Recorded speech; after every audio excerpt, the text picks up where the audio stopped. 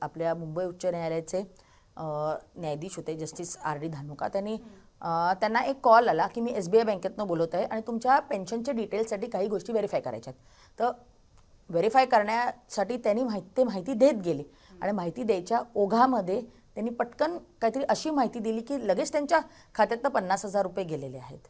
तर फोनवर कोणालाही कुठलीही माहिती देऊ नका आणि OTP देताना मेक शुअर की तुम्ही व्यवस्थित OTP कुठेही देताना, ई-कॉमर्स वेबसाईटला, ट्रॅव्हलिंग करताना, पेमेंट करताना OTP देताना 3 वेळा तुम्ही लक्षात ठेवा की OTP तुमचा बरोबर जात आहे.